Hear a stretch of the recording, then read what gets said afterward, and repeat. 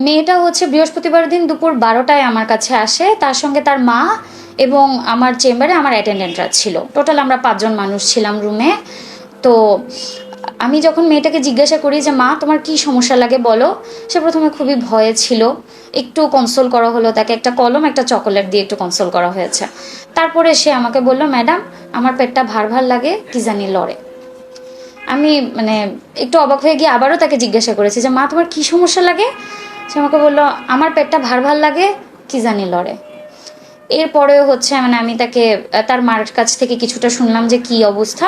তারপরে আমি আবার তাকে জিজ্ঞাসা করেছি যে মা তোমার সাথে খারাপ কাজটা কে করেছে। সে শুধু হুজুর, হুজুর শব্দটা সে 2বার বলল, হুজুর বলে বাচ্চাটার পুরো ফেসে আসলে এতখানি ভয়ের এক্সপ্রেশন ছিল, সে এদিক ওদিক তাকাচ্ছে রীতিমতো। সে কমফোর্টেবল না, সে একদমই আনকমফোর্টেবল, চোখে মুখে পুরোপুরি ভয়। এবং সে বারবার হুজুর ওয়ার্ডটা 2বার রিপিট করার পরে বাচ্চা আর কোনো কথাই বলতে আগ্রহী না, সে আর কোনো কথাই বললো না। পরে আলট্রাসোনোগ্রাফি রুমে আবার তার মা ছিল। আমরা যখন বাচ্চাটার আলট্রাসোনোগ্রাম করি তার মা ছিলেন রুমে।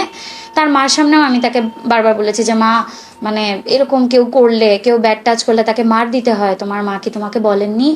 তো সে দেখলাম যে বাচ্চাটার আসলে কোনো নেই, আগ্রহী নেই তার এই কনভারসেশনটাতে। সে শুধু একটাই হুজুরের নাম উচ্চারণ করলেই তার একটা চোখে মুখে ভয়, এবং সে আর তখন চোখে চোখ রেখে কথা বলতে পারে না, এদিক ওদিক তাকায়। এই মেয়েটা হচ্ছে ইয়াতিম, তার বাবা ইন্তেকাল করেছেন অন্তত আরও 4-5 বছর আগে। তো এই মেয়েটা তার নানির কাছে মানুষ, নানির বাড়িতে থাকে। আর মেয়ের মা সংসারের খরচ জোগানোর জন্য সিলেটে গৃহকর্মীর কাজ করেন, মানুষের বাসায় গৃহকর্মীর কাজ করেন। তো মেয়েটাকে তিনি এলাকাস্থ ফাতেমাতুজ জোহরা মহিলা মাদ্রাসায়, কওমি মাদ্রাসা ফাতেমাতুজ জোহরা কওমি মাদ্রাসায় ভর্তি করেন, যে মাদ্রাসার প্রতিষ্ঠাতা পরিচালক হচ্ছেন আমানুল্লাহ সাগর। আমানুল্লাহ সাগর এবং ওনার ওয়াইফ হচ্ছেন এই প্রতিষ্ঠানের মেইন দায়িত্বে, উনি হ্যান্ডেল করেন সব কিছু। তো গত নভেম্বর মাসে নাকি বাচ্চাটাকে ছুটির পরে বারান্দা ঝাড়ু দেওয়ার জন্য বলা হয়। আমানুল্লাহ সাগর হুজুরি নাকি বাচ্চাটাকে বলেন বারান্দা ঝাড়ু দিয়ে তারপর বাসায় যেতে।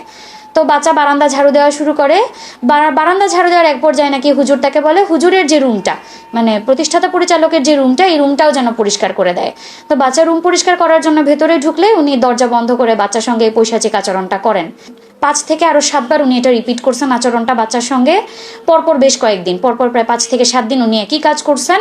এবং বাচ্চাকে ভয় দেখাইছেন যে বাচ্চা যদি কাউকে বলে দেয় বাচ্চার নানিকে মেরে ফেলবে, বাচ্চাকে মেরে ফেলবে, বাচ্চার মাকে সিলেটে খুঁজে নিয়ে মারবে, সিলেটে মেরে ফেলবে, এমন ভয় দেখানো হয়েছে বাচ্চাকে। বাচ্চা ভয়ে কাউকে বলে নাই। এবং একটা পর্যায়ে নাকি গত বছরের জানুয়ারি ফেব্রুয়ারির দিকে বাচ্চাকে মাদ্রাসা থেকে বেরও করে দেওয়া হয়েছে। এই বছরের জানুয়ারি ফেব্রুয়ারির দিকে বাচ্চাকে মাদ্রাসা থেকে বের করে দেওয়া হয়েছে। গত মার্চ মাসে বাচ্চার নানি খেয়াল করলেন যে বাচ্চার পেটটা অস্বাভাবিকভাবে বড় হয়ে যাচ্ছে। তারপরে হচ্ছে তারা ডক্টর কনসাল্ট করেন এবং ফিজিক্যাল এক্সামিনেশনে জানা যায় যে বাচ্চার সিম্ফাইসিও ফান্ডাল হাইট, যেটা আমরা ইউটারাসের হাইট যেটা মেজার করি প্রেগন্যান্সিতে, এটা কিন্তু এইজ করেসপন্ডিং এক একটা হাইট আসে। তো এই বাচ্চার হাইট তখনই অলমোস্ট 25-26 উইক্সের মতো। আর আমার কাছে যখন বাচ্চা আসে আমি এটা 27 উইক্স করেসপন্ডিং হাইট পেয়েছি। আমি নিজেও একজন শিশু সন্তানের মা, আমার নিজেরও 5 বছরের একটা মেয়ে বাচ্চা আছে। আমি আসলে এই বাচ্চার ভবিষ্যৎ নিয়ে আমি কিছু চিন্তা করতে পারছি না, আমার মাথায় আসলে আসে না। আর এখন তার যে শারীরিক কন্ডিশন, প্রথম কথা হচ্ছে ছোট মানুষ, তার পেটে অতটা জায়গা নাই। একটা একদম টিপিক্যাল গ্রামীণ অপুষ্টিতে আক্রান্ত বাচ্চা, 11 বছরের বাচ্চা, তার ওজন এখনো 30 কেজি হয় নাই, উল্টা সে আরও প্রেগনেন্ট। পেটের বাচ্চাটার ওজন প্রায় 998 গ্রামের মতো, প্রায় 1 কেজির কাছাকাছি।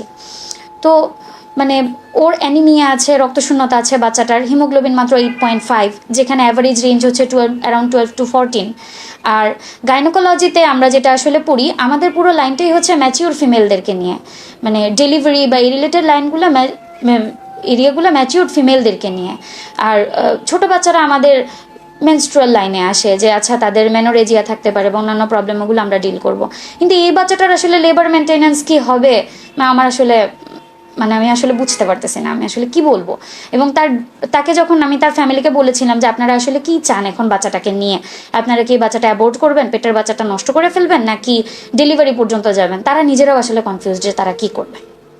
তারাও আসলে বুঝতে পারতেছে না। আবার তারা অ্যাবর্শনের কনসেন্টও দিচ্ছে না, যে বাচ্চাটা আবার অ্যাবর্শন করতে চাইলেও এটা আসলে আমরা কিভাবে অ্যাবর্ট করব।